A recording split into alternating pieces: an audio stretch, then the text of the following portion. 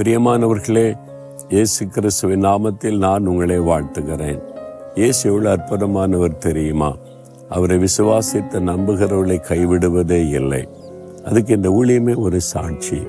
நான் கடந்து வந்த 45 வருஷ இந்த ஊழிய பாதையில், ஏதாவது இயேசுடிக்க ஊழிய ஆரம்பிக்கப்பட்டு நான் ஊழியத்துக்கு ஒப்பு கொடுத்து 50 வருஷம் ஆகிறது. 1974 ஆண்டவருடைய ஊழியத்திற்கு என்னை அர்ப்பணித்தேன். 50 வருஷம் இது. இந்த 50 வருஷ காலத்தில் என்னை கைவிட்டதே இல்லை. நீங்கள் பார்க்குறீங்களா, பின்னால் ஒரு பில்டிங், அதுதான் தேவனுடைய மாளிகை என்று சொல்லுகிற அந்த ட்ரைனிங் சென்டர். ஜெபிக்க, சுவிசேஷத்தை அறிவிக்க ஏராளமான மக்களை இங்கே உருவாக்கி அனுப்ப கர்த்தர் உதவி செய்த அந்த இடம். இன்றைக்கி அதில் ஊழியர்கள் தங்குகிற இடம் இருக்கிறது. அதில் ரெக்கார்டிங் ஸ்டுடியோ இருக்கிறது. நம்ம ஜெபிக்கிற உருவாக்கப்படுகிற இடம் இருக்கிறது. இதெல்லாம் நான் பார்க்கும்போது இயேசு எவ்வளோ அற்புதமானவர் என்பதை நினைத்து நான் ஆண்டவரை துதிக்கிறேன். உங்கள் வாழ்க்கையிலையும் ஒரு நாள் நீங்கள் திரும்பி பார்க்கும்போது அவர் செய்த அதிசயங்கள் உங்களை சூழ்ந்திருப்பதை நீங்கள் பார்க்க முடியும். உங்களை கைவிடாமல் நடத்தினதை நீங்கள் பார்க்க முடியும். இல்லை, ஆண்டவர் என்னை கைவிட்ட மாதிரி தெரியுது, அப்படி தெரியுதா?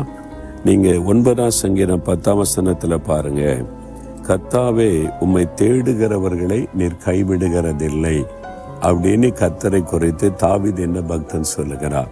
அவருடைய வாழ்க்கையிலே கூட மரணத்துக்கு எனக்கு ஒரு அடி தூரம் தான் இருக்குதுன்னு சொல்லுகிறார். ஆண்டவர் கைவிட்டாரோ மறந்து விட்டாரோ என்ற சூழ்நிலை வந்தது. ஆனால் ஆண்டவர் கைவிடவில்லை. அதை உணர்ந்துதான் அவர் சொல்லுகிறார், என் 50 வருஷ ஊழிய பிரயாணத்தில் ஒரு நாளும் ஆண்டவர் என்னை கைவிட்டதே இல்லை. அவர் கைவிடவும் மாட்டார். உங்கள் வாழ்க்கையில் அவர் கைவிட மாட்டார். மனிதர்கள் கைவிடுவாங்க. சிலர் சொல்லுவாங்க, என் கணவர் என்னை கைவிட்டுட்டாரு, வேறு பெண்ணோட போயிட்டார், என் குழந்தை வச்சுட்டு கஷ்டப்படுறேன்பாங்க. எத்தனையோ ஆண்கள் சொல்லலாம், என் மனைவி என்னை விட்டு விட்டு குழந்தையோடு போய்விட்டாள், என் குழந்தை கூட பார்க்க விடுவதில்லை, கைவிட்டு விட்டு போய்விட்டாள், நான் நேசித்த மனைவி போய்விட்டாள்னு. என் பிள்ளைகளை நம்பின கைவிட்டுட்டாங்க, என் பெற்றோருக்கு எல்லா வசதியும் இருக்குது, என்னை கைவிட்டுட்டாங்க. இப்படி சொல்கிறவங்களெல்லாம் சந்திச்சிருக்கேன். இயேசு என்னை கைவிட்டு விட்டார் என்று சொல்லி ஒருத்தரை நான் பார்த்ததில்லை. ஒருவேளை அப்படி ஒருவர் நினைத்தால் அது தவறான எண்ணமே அல்லாமல் உண்மையாக இருக்க முடியாது. ஏனென்றால் நான் லட்சக்கணக்கான பேரை என் ஊழிய பாதையில் சந்தித்திருக்கிறேன். ஒருவராவது சின்சியராக ஆண்டவர் என்னை கைவிட்டுட்டாருங்க அப்படின்னு சொல்லி நிரூபித்து காண்பித்தவங்க யாருமே கிடையாது. சிலர் அறியாமையில் சொல்லுவாங்க. நீங்கள் கூட சில சமய வேதனையில் கஷ்டத்தில் ஆண்டவர் என்ன கைவிட்டுட்டார் அப்படி சொல்லலாம். ஆனால் அது உண்மையில் உங்கள் இருதயத்துக்கே தெரியும், அது சோர்வில் வருகிற வார்த்தை. இன்றைக்கி அப்படி நீங்கள் சொல்லி கொண்டு இருக்கிறீங்களா, ஆண்டவர் என்ன கைவிட்டுட்டார்னு? இல்லை, அவர் கைவிடவே மாட்டார். ஒரு நாளும் கைவிட மாட்டார். அவர் கைவிடாத தேவன் என்பதை அனுபவிக்க போறீங்க. அதுக்கு தான் ஒரு அற்புத ஆண்டவர் செய்ய போகிறார்.